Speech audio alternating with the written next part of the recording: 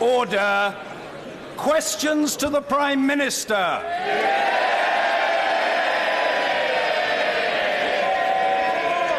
Mr. Danny Kinahan. Question 1, please, Mr. Speaker. Prime Minister. Thank you, Mr. Speaker. I know the whole House will join me in congratulating Andy Murray, Heather Watson, Jordan Wiley, Gordon Reid and Alfie Hewitt on their stunning success at Wimbledon. Mr. Speaker, this morning I had meetings with ministerial colleagues and others. Other than one meeting this afternoon with Her Majesty the Queen, the diary for the rest of my day is remarkably light. Danny Kinahan. Thank you very much, Mr. Speaker, and may I echo the Prime Minister's congratulations to Andrew Murray and all the other winners. But may we thank the Prime Minister for all his hard work and his leadership, and particularly his commitment to the Union and to Northern Ireland, visiting it often and swimming in Lough Erne, and maybe he'd like to come and swim in Lough Neagh. We look forward, the Ulster Unionist Party, to working with the next Prime Minister. And I'm told that there are lots of leadership roles out there at the moment. There's the England football team. There's Top Gear. There's even across the big pond a role that needs filling. But if I can go to my pet subject, Brexit really threatens. Thank you. Brexit really threatens the Union. Would the Prime Minister work with his successors to ensure that we have somebody that is going to pull together all the countries of the Union and the overseas territories and make it all so that we all work and thrive together? Well, first of all, let me thank the honourable gentleman for his kind remarks and fascinating suggestions for future jobs. I think most of which sound even harder than this one, but so I think I'll pass. Look, I do believe Northern Ireland is stronger than it was 6 years ago, 58,000 more people in work, the full devolution of justice and home affairs delivered under this government, the Saville report published, and record inward investment in creating jobs in Northern Ireland. I care passionately about our United Kingdom, as I know he does and all of us do in this House. We do need to make sure that as we leave the European Union, we work out how to keep the benefits of the common travel area. Hard work is being done now with civil servants in Northern Ireland, in Whitehall, but also in the Republic of Ireland, and that work needs to quicken. The pace needs to quicken. Jacques Lepresti. Thank you, Mr. Speaker. And I'd like to also pay tribute to my honourable friend and all the hard work he's done leading this great country for the last few years. Now, my honourable friend's lasting legacy will include supporting the Kurds, whose Peshmerga are bravely fighting Daesh in all our interests. Now, having visited the Peshmerga on the front line, I know that our airstrikes, weapons and training are crucial, but Peshmerga injuries could be reduced with additional equipment like body armour, respirators and frontline medical facilities, and we could possibly provide some beds in our specialist hospital in Birmingham to the most seriously injured. Does my honourable friend agree that this is a relatively small investment that will make a huge difference to our allies in our common fight to defeat the evil of terrorism? Well, let me say to my honourable friend, first of all, thank you for his kind remarks. But also, he's absolutely right that the Kurds are incredibly brave fighters and are doing valuable work against Daesh in Iraq and Syria. I'll look carefully at his suggestion of using the Birmingham Hospital. The Queen Elizabeth Hospital has excellent facilities for battlefield casualties. Our army is already providing medical instruction to the Peshmerga to help them deal with these situations, but we will look and see if more can be done. But let's be frank, the strategy is working. Daesh is on the back foot. It's lost 45% of the territory it once held in Iraq. Its finances have been hit. More than 25,000 Daesh fighters have now been killed. Desertion has increased, and the flow of foreign fighters has fallen by 90%. I've always said this will take a long time to work in Iraq and Syria, but we must stick at it and we must stay the course. Jeremy Corbyn.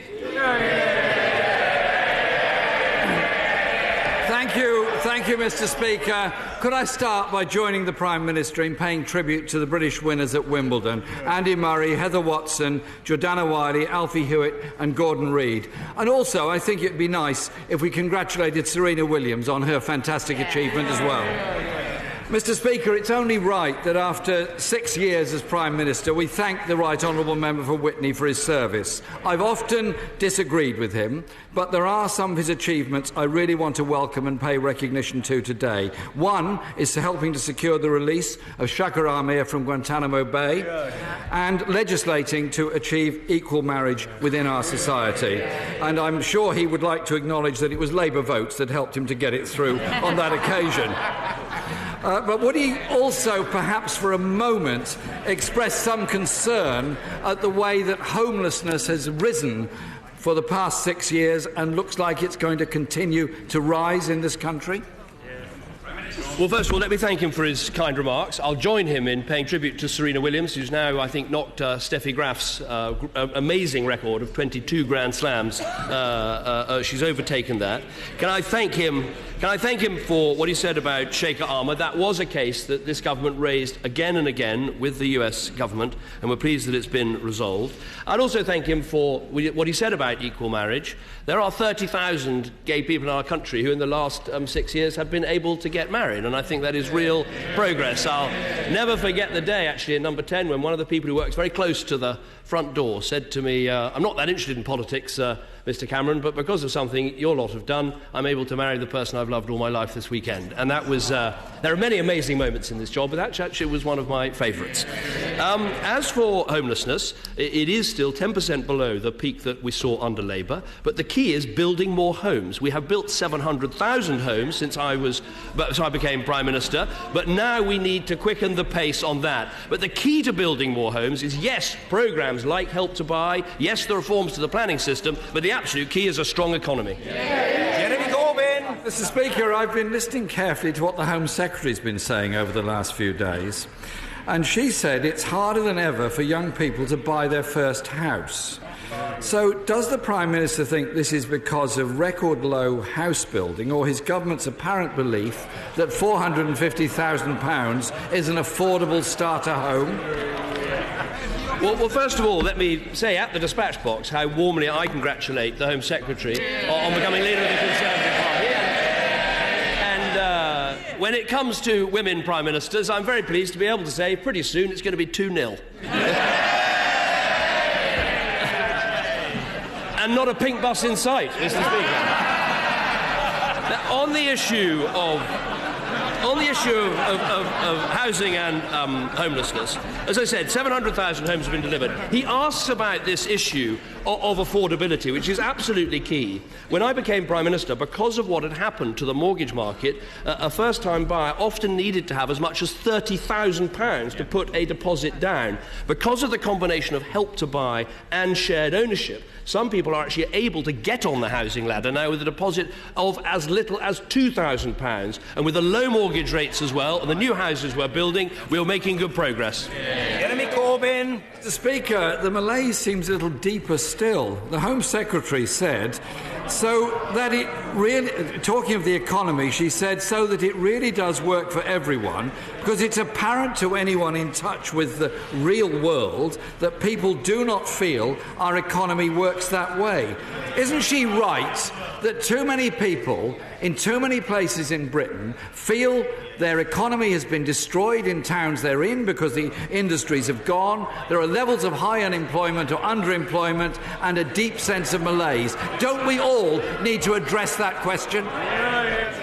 Well, if we're going to talk about the economic record, let's get the facts straight. We've cut the deficit by 2/3. There are 2.5 million more people in work in our country. There's almost 1 million more businesses. 2.9 million apprenticeships have been trained under this government. And when it comes to poverty, 300,000 fewer people in relative poverty, 100,000 fewer children in relative poverty. And to be accused of sloth in delivery by the right honourable gentleman, let's just take the last week. We both have been having these leadership elections. We got on with it. We've had resignation, nomination, competition and coronation. They haven't even decided what the rules are yet.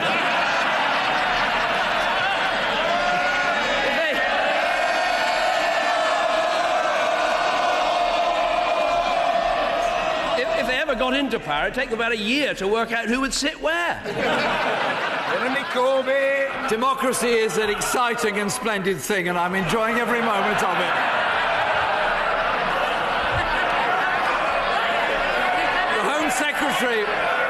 Secretary, Mr. Speaker, I was talking of the economy. The Home Secretary, again, she said, many people find themselves exploited by unscrupulous bosses. I can't imagine who she's referring to.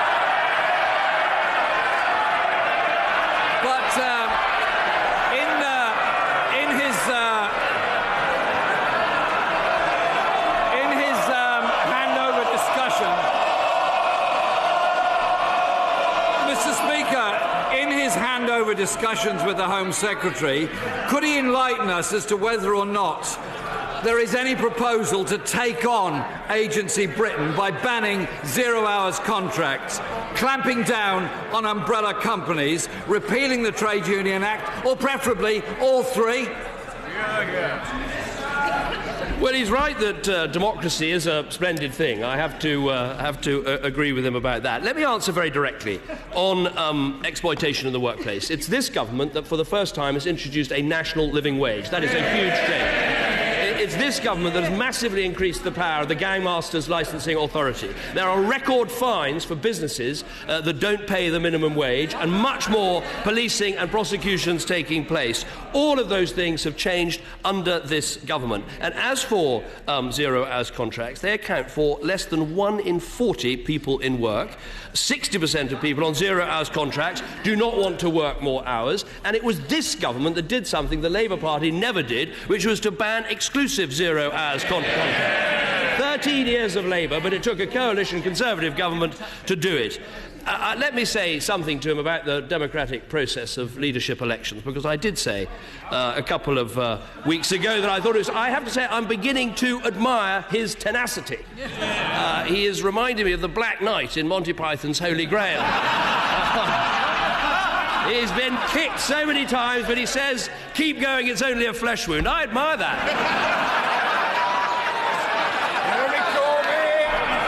Mr. Speaker, I would like the Prime Minister to address another issue that the House voted on last week. And I've got a question from Nina, who said... No, hang on.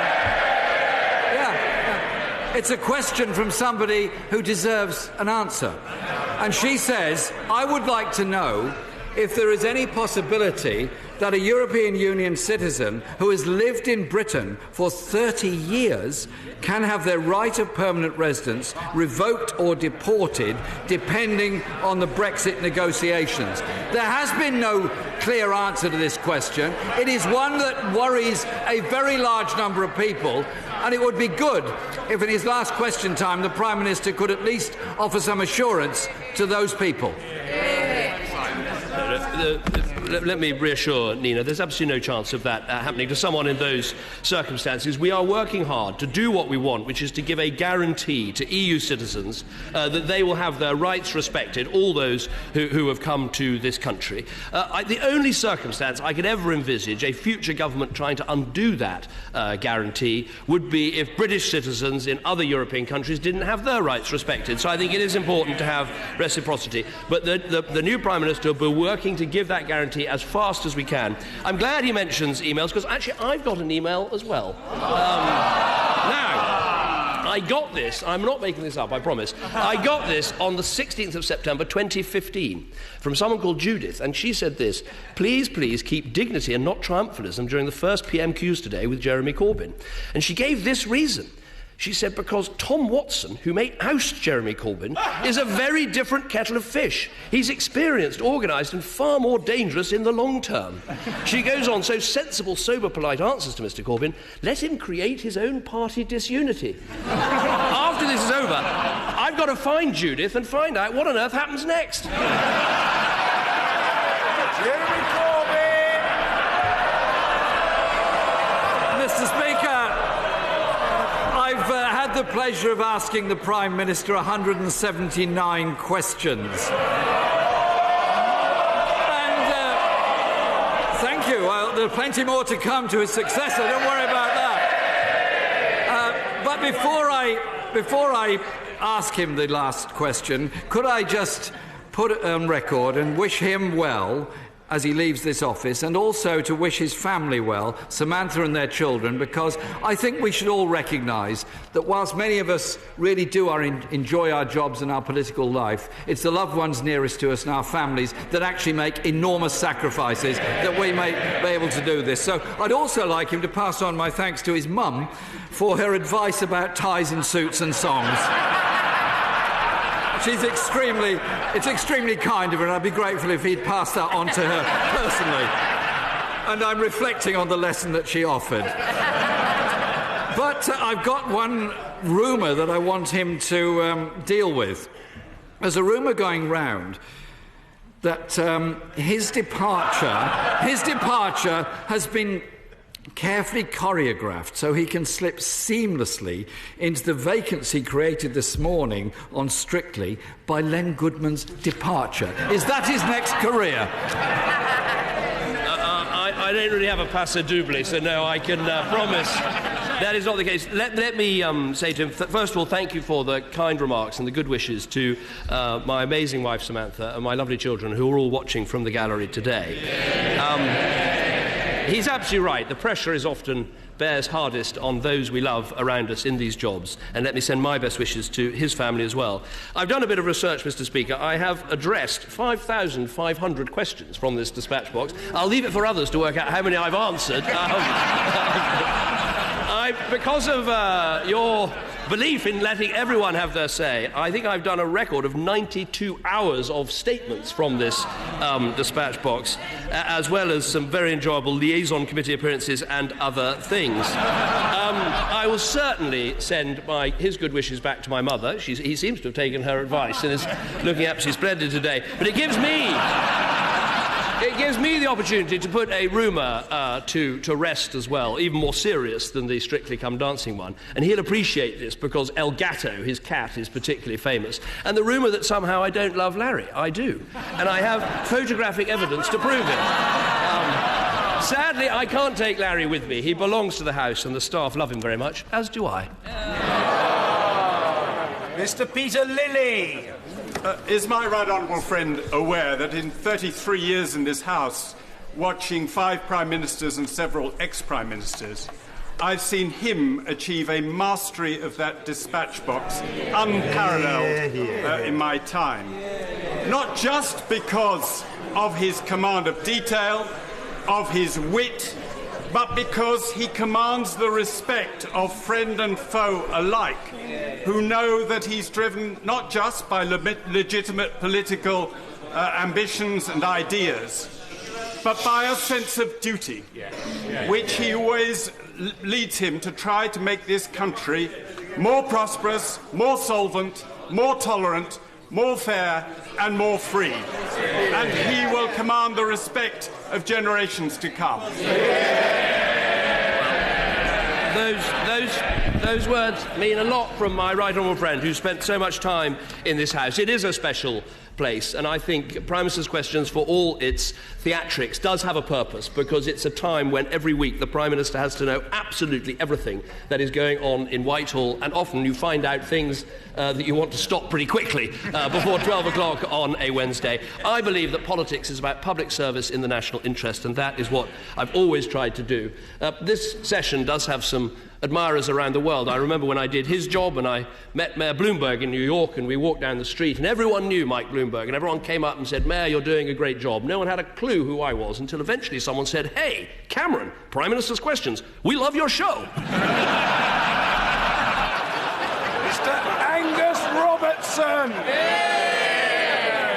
Thank you very much, and I join the Prime Minister and the leader of the Labour Party in paying tribute to all of the winners at Wimbledon.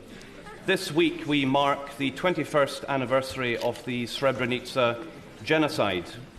It's one of the few political causes that the Prime Minister and I both wholeheartedly support, and I hope he will be impressing on his successor the importance of supporting the Remembering Srebrenica organisation and all of the good work that it does across the UK.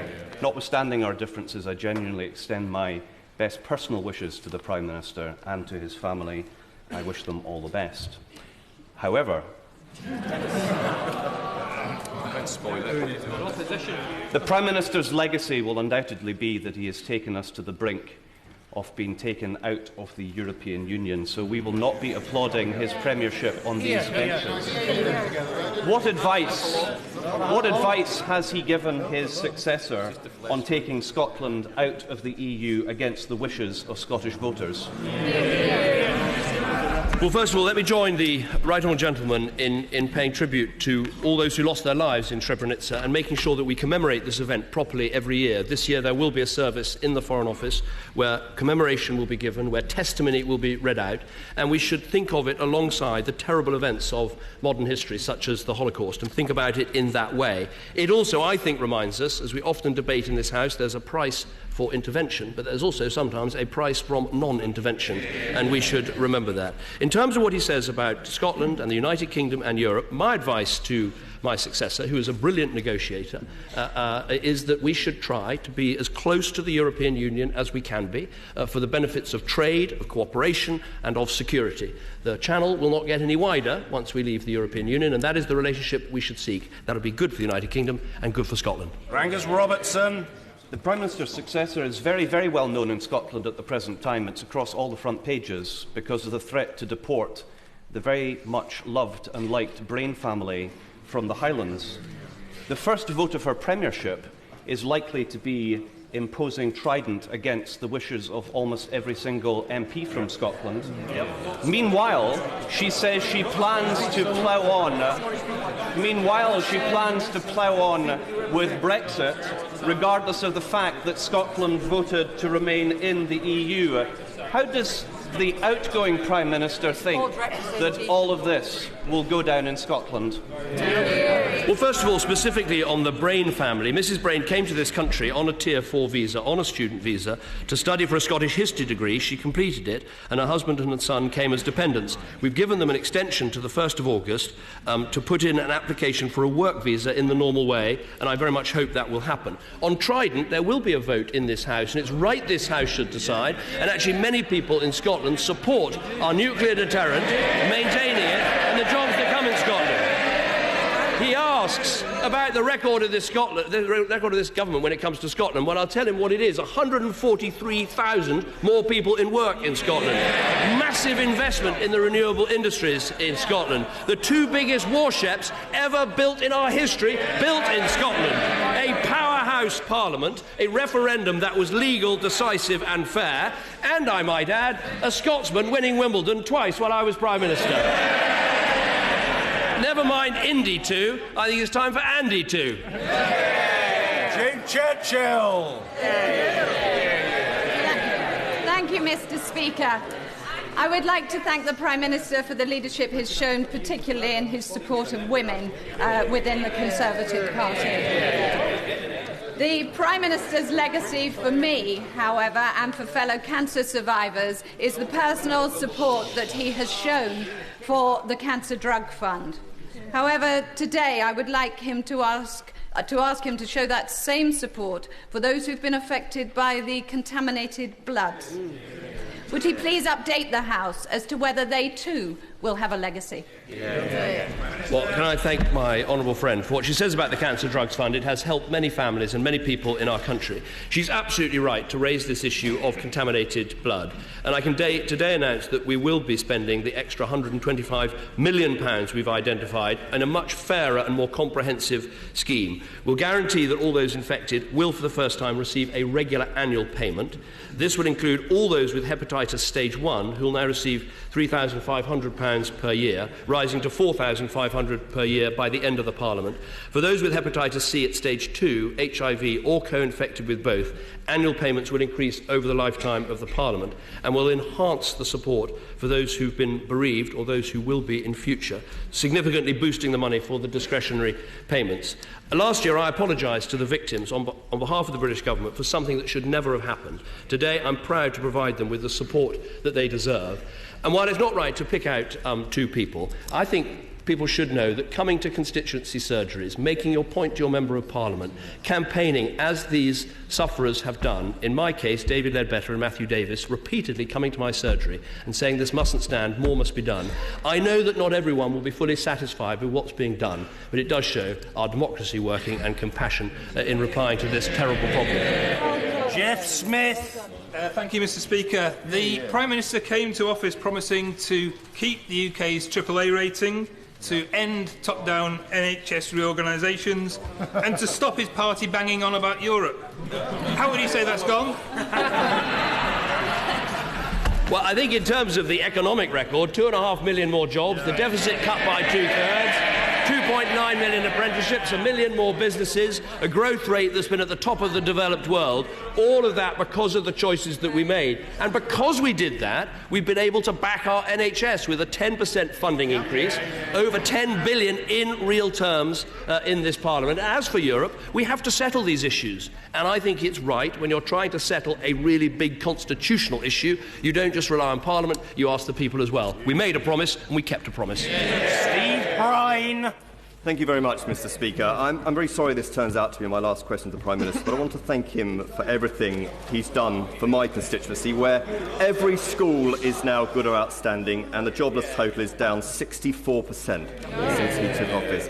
As he prepares to leave Downing Street, can I encourage him to return to the big society agenda that I know he's so passionate about?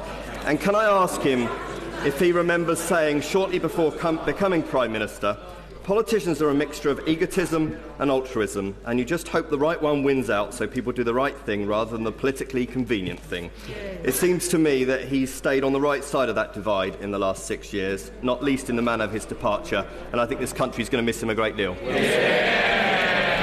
Can I thank my friend for his very kind remarks? I think when it comes to education, I think there's a very strong record to build on. We've got 1.4 million more children in good or outstanding schools than in 2010. We've seen the free schools movement really take off, with over 300 free schools open. I visited one yesterday that is outstanding. A quarter of them are outstanding, which is an amazing record when you think how little time they've had to get going. And so I think we should build on that record. As for the big society, yes, we should use a stronger economy to build a bigger and stronger society. And one of the things that we are doing is introducing National Citizen Service. 200,000 young people have taken part in that programme, and I hope by the end of this Parliament it will be the norm for 16-year-olds to take part. We talk about the soft skills that are necessary to give people real-life chances. Well, many people don't get those chances, and National Citizen Service will help them. Graham Stringer. Thank you, Mr. Speaker. Can I thank the Prime Minister for the courteous way he's always answered questions I've managed to ask him. I've always listened carefully to his answers, but until I had 2 eye operations, I wasn't able to see him very clearly. Is he as concerned as I am about the newspaper reports that people who aren't entitled to NHS cataract operations are jumping the queue and stopping people who are entitled to NHS operations having that treatment? Well, I will look very carefully. First of all, can I thank him for his kind remarks? I've tried to answer questions from this dispatch box. It's difficult sometimes when you haven't seen the specific story, and I haven't seen the story here. I recall from previous occasions that we are still investing in these cataract operations, and the number receiving them are going up. But I'll look carefully this afternoon at the question he asked about the danger of queue jumping and get back to him. Wendy Morton. Thank you, Mr. Speaker. Under the leadership of my right honourable friend, the Prime Minister, in my constituency of Aldridge Brownhills, unemployment has dropped from 5.1% in May 2010 to 1.9% in May this year. A record to be proud of, and one I would like to thank him for. Does my right honourable friend agree with me that this has only been possible thanks to his firm focus on jobs, apprenticeships and skills, the strong economy and investment? Well, the figures are remarkable. When a constituency is getting to 1.9% in terms of unemployment, that is very, very close to full employment, and it's a remarkable record. What we've done with apprenticeships was 2.4 million in the last Parliament, an extra 500,000 already in this Parliament, towards the target of 3 million in this Parliament, which I'm confident if we work hard we can achieve it. And we should think, Mr. Speaker, these are not just numbers on a page. They're real people who have experience of the workplace, who are learning a trade and are taking their first steps in their career. And what I want is when they get that career, not only do we have the national living wage, but we also make sure that people don't start paying income tax until they're earning a good wage. And we've taken 4 million of the lowest paid people in our country out of income tax altogether. That is a record to be proud of. Mr. Adrian Bailey. Thank you, Mr. Speaker. This week is Black Country Week. Yesterday, Black Country manufacturers were in Parliament demonstrating the high-quality products that are exported worldwide. Will the outgoing Prime Minister impress upon the incoming Prime Minister the huge importance of maintaining access to the EU single market during Brexit negotiations in order that we can maximise the Black Country contribution to exports, productivity and jobs?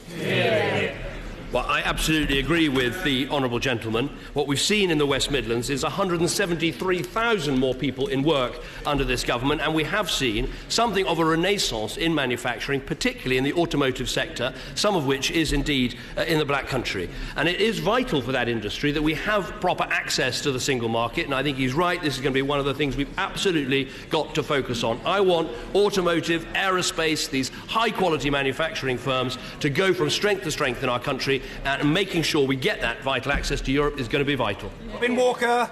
10 years ago today, I was applying to become Conservative parliamentary candidate for Labour-held Worcester, as my right honourable friend was uniting the opposition and preparing it for government. Like so many on these benches, I entered this House in the week that he first became Prime Minister.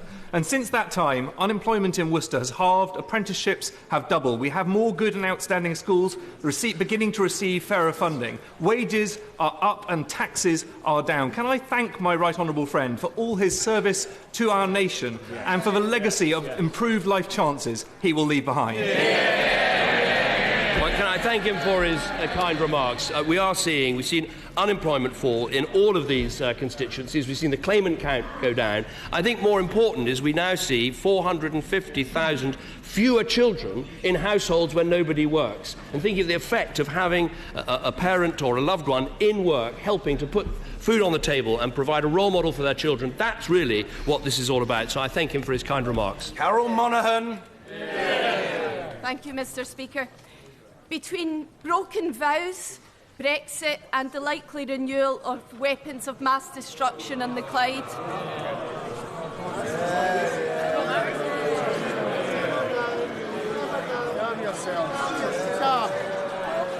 the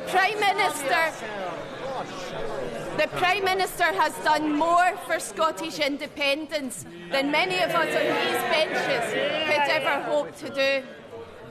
So, as he contemplates a move to Aberdeenshire, could the Prime Minister now make his commitment to Scottish independence official by visiting snp.org/join?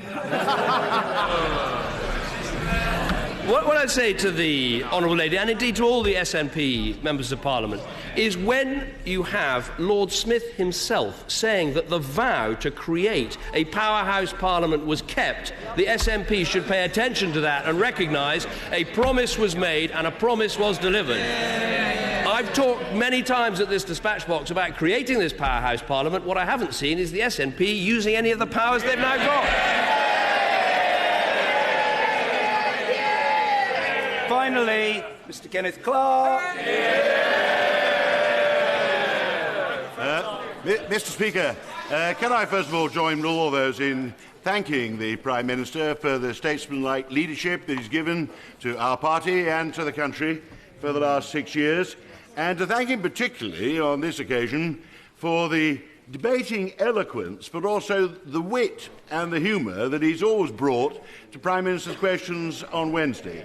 And can I ask that, as no doubt he will have some plans for a slightly more enjoyable and relaxed Wednesday morning and lunchtime, nevertheless he will still be an active participant in this House as it faces a large number of problems over the next few years. As no two people know what Brexit means at the moment, we need his advice and his statesmanship as much as we ever have.